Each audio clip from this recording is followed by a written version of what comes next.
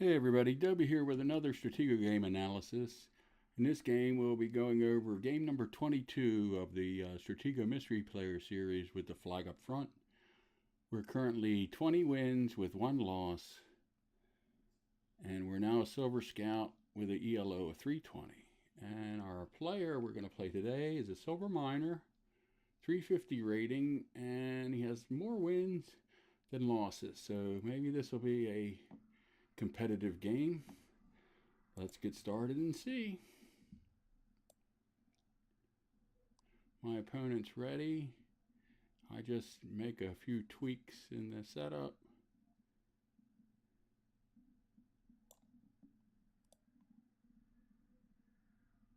And we're ready to start. Now, my opponent goes first, and if you notice in this series, it seems like I always go second. That's always bad when you have a flag up front because your opponent has 2 chances to beat you, because it takes you 2 moves to get up and over. So if it has a scout here, he can scout you on the first move or the second move and win. So let's see how the game goes here.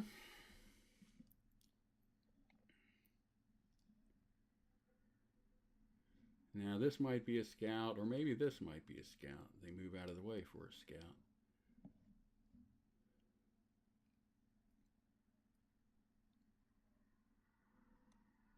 So this player likes to use a lot of scouts early, and I don't like doing that. I don't think you find out a lot early in the game, unless the person maybe is a lottoer with their marshal and they have it on the front row, or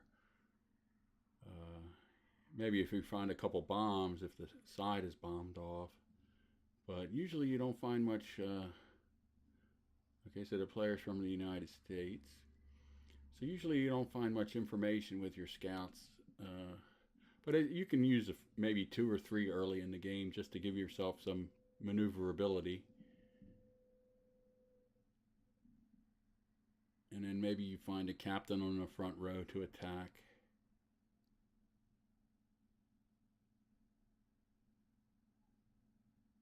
So he is definitely using his scouts. I'm happy with that.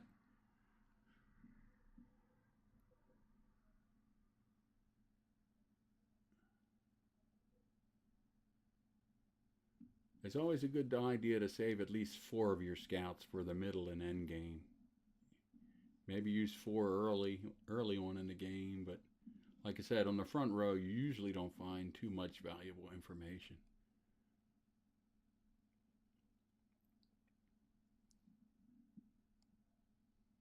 It might help you more when you're playing against lower level players. Maybe they're known to have a colonel or a general up front because they don't know how to play the game.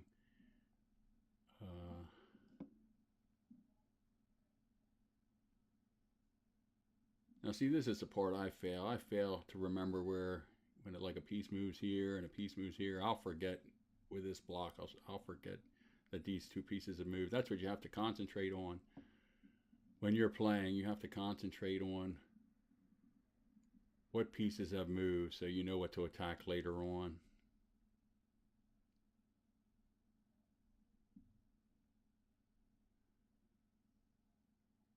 So he's going through 6 scouts. I've gone through 4.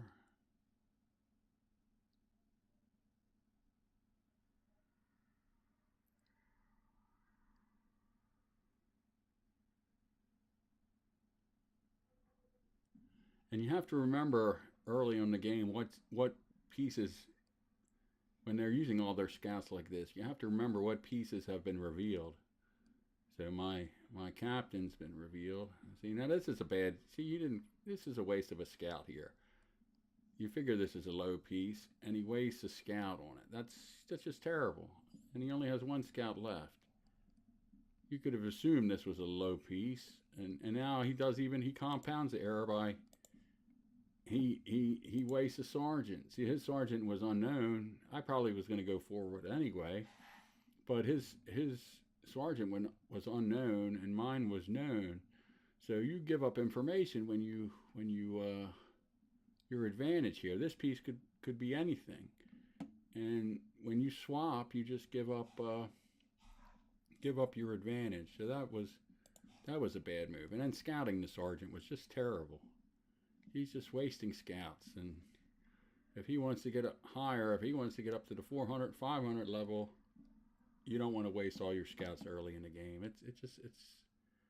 It's not good advice to do that. You need those scouts later in the game. And at least save 2 for the end game.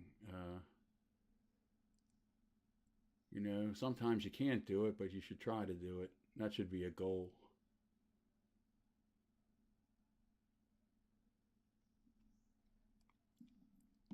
So now I'm assuming this is a weak piece too, because that's all he's been doing so far.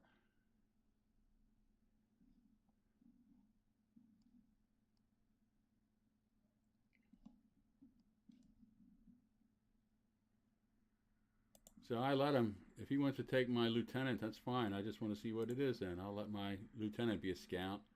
But he didn't do it. So this tells me he's not a real beginner, but I think this was a bluff. And so if we look at the graveyard, he's used all his sergeants, so it's not a sergeant. And he's used almost all his scouts, so this could be a scout. But I don't know if he would use his last scout to bluff a lieutenant. So I'm thinking it might be a minor. I'm thinking it's a good chance to be a minor, but the way he used his scouts, maybe it is his last scout. But I didn't go forward. I wanted to know what this was. And I wasn't going to go here. This could be a bomb, and this might be a bomb. I thought this was a bluff to get me to go into a bomb. So that didn't work out. So I'm thinking this is a low piece. And it's always good to check the graveyard to see what you think it might be. Now I think this is probably a good piece because he's finally run out of all these low pieces. He's probably coming out here now with a big gun, as Stratego Bob would say. So we're going to test to see what it is. And it turns out to be a Marshal. So unfortunately, since my flag is over here and my major is stuck over here, I think this is going to wind up being a swap game. So I'm going to wind up probably swapping Marshals.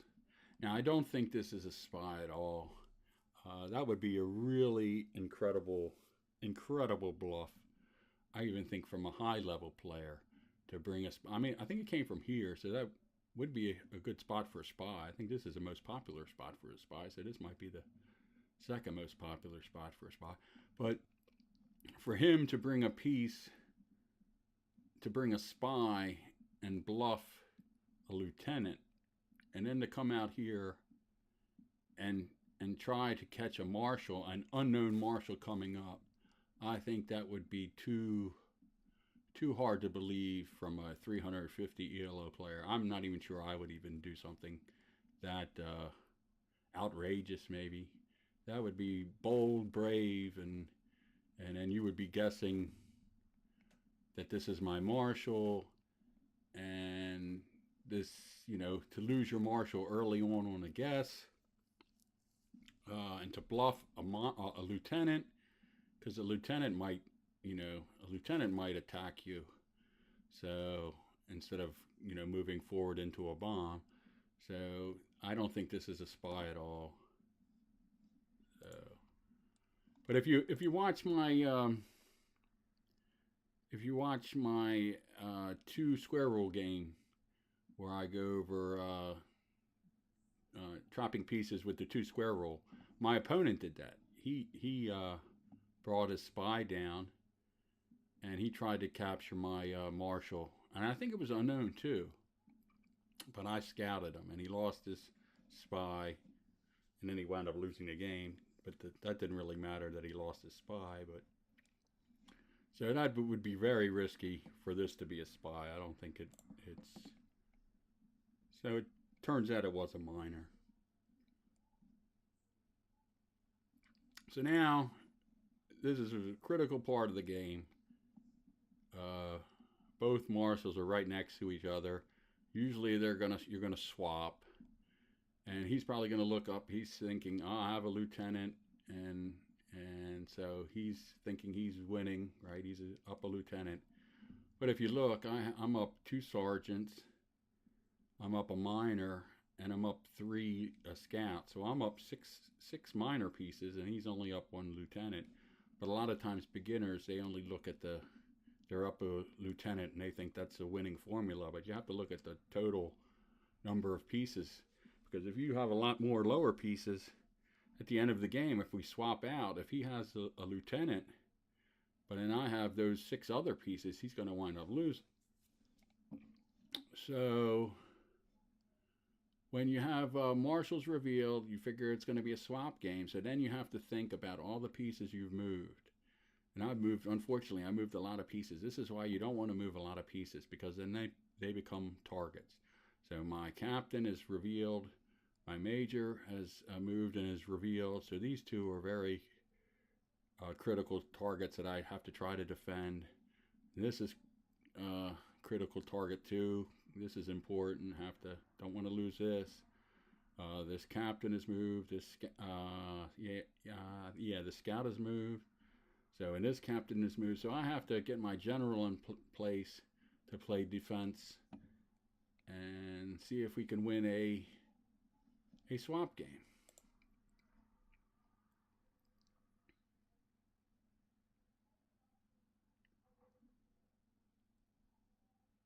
So I'm tucking away my major. The major is more important than the captain. So now he's forcing me here. I have to take him because he's going to move over here next. And he's probably sure that this is 100% isn't a spy, because most people don't have a spy on the front row. That's almost as crazy as having a flag on the front row. So he's going to move over here if I don't take him. So I'm forced to take him. And then what is the next move that he's going to move? What piece will he move most likely next? Is he'll probably move his general next, because that's what beginners usually do. They usually give it away, and that helps you in a sense. You can prepare for the attack, and then you can plan for the counterattack. So when you play higher level players, they probably won't move their general right away until they find a lot of targets that they know they can get. In fact, usually the higher level players, when the marshals get swapped off, usually they move the scout first. And they hope to, the spy first. And they hope to reveal your general.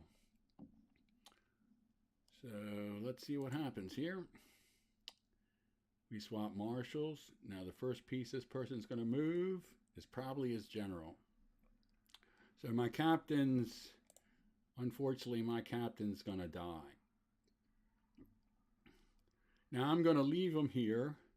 And if you watched my previous video on 2 popular tactics that helps you win games, I'm going to use the second tactic in a few moves here. And so you'll see why I just leave him here. So now I have to move my general in position. I want to scout to see what pieces are worthwhile attacking. So that's a spy. So that's good to get that out of the way. You don't want to attack the spy with your general. So now he takes my captain, and what do? My move.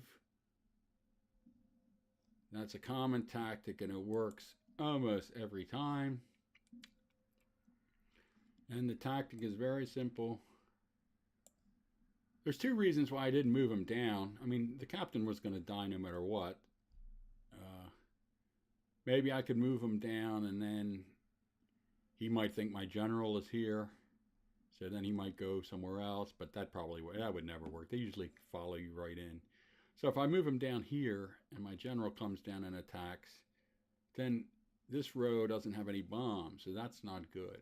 So if I just leave him here, he might hit this piece, or he might hit this piece, because he doesn't have any scouts left, and he doesn't have any sergeants left, or he has 1 scout. So he might get lotto fever and hit this piece or hit this piece. So it's a good idea to leave him next to the bomb instead of moving my captain down. But this move works so well when they come in And it usually works when they're in lotto mode, but he probably thinks he's winning. And then when he takes this piece here, he is winning. He has a better lead. He has a captain and lieutenant lead. So, and then he's going to get the sergeant. So then he's only down one sergeant. So he's looking a lot better. So there's really no reason for him to lotto into this bomb. But this chasing effect, where you pull away as fast as possible, because that makes this piece look like maybe a major or colonel. And then if he gets this major or colonel, then he's really winning. Then I'm in a lot of trouble. Then I have to lotto, and that can be very difficult. You can find bombs, and he's if he gets a major colonel here, then he has a really good chance of winning. So this tactic really does work. I've done it, hundreds of times over the years, and they just love chasing into this bomb. They just can't help themselves. So now the next move he's going to do. Oh, first let me talk. Oh, this happened a couple games ago in one of the other Mystery Player Series games. I didn't think it was a bad move to hit this piece. A player came down with a colonel and hit a bomb over here. And I didn't think it was so bad because he had found a bomb. I think he found a bomb over here on this row. And if you go by the statistics, and I said it was about a half a bomb, they allocate the average player allocates about a half a bomb on the front row. That was wrong. It's more like 2/3 of a bomb. So if you find one bomb on the front row, the chances of you finding another bomb are really, really low. And these 4 squares behind the lake usually don't have, they're very low too to find bombs. So when that player came down here and hit this bomb, I didn't think that was such a bad move. It was unfortunate, but the odds were really in his favor. But with this player coming down and hitting this bomb with the general, he did not hit this bomb. So he did not know that there was another bomb on this row. And then the other reason it was a bad move was because he was leading. He had a captain and a lieutenant advantage. And then he threw it all away by running into this bomb. So that was a terrible mistake by my opponent. And so now, the next move he's going to move his colonel, right? He's going to move his next high piece. He's just going to come in and lotto. So now I found a captain, so we can get that. I have to move my colonel up in case he lottos the colonel this way to protect the flag. Now I move the general over to protect my major. And now I do one last bluff here. And he runs into the bomb. And that's it. The game is over. So, even though he was a higher level player than we've played in the past, the game went over quickly. He lost very quickly. Didn't take long at all, less than 7 minutes. 148 moves, so we gained 14 ELO points. And that was game number 22. So just remember this tactic. This is a very good tactic here. And it was in a previous video, and it works really well, especially when you have a bomb here, on the outside here and here, and you have a piece here and here. They capture this piece. You move away quickly. And the faster you move, the more likely they are to chase. It's just, I don't know. It's just people love to chase, and they'll run right into the bomb. And this person should have played slower if he would have just looked at the scoreboard, right after here, after he got the captain. That's another thing. Lottoing is fun. It really is fun. And you get carried away, but, that comes at a cost. Every time you hit a piece that hasn't moved before and you capture it, you want to look at the scoreboard to see where you are. He would have been better off, I think, playing defense. But, the odds were still in his favor. I think this is like about a 7 or 8% chance of being a bomb. So, it's over a 90% chance of success. And usually in these 4 spots, you usually find captains, colonels, and majors. So maybe it was worth it, you know. Maybe he wins a lot of games this way. But I'm not so sure I would have done that with a captain and lieutenant lead. You have to have some patience. If you really want to get up the leaderboard, you have to play a little bit slower and have patience. Sometimes just make the game a little bit longer. You know, after he got this captain, he should have come around here because he knew this piece moved. He knew this piece moved. He should have just come back around. I mean, it takes a lot of moves. It takes some time to go all the way over here, all the way back. But you know, he knew this piece moved, this piece moved. So just come around and come back over here. You don't have to hit an unknown piece because that causes you to lose a game. All right, thanks for watching this game. Hope you learned something, and we'll try to get game 23 of the series up as soon as possible. Bye for now.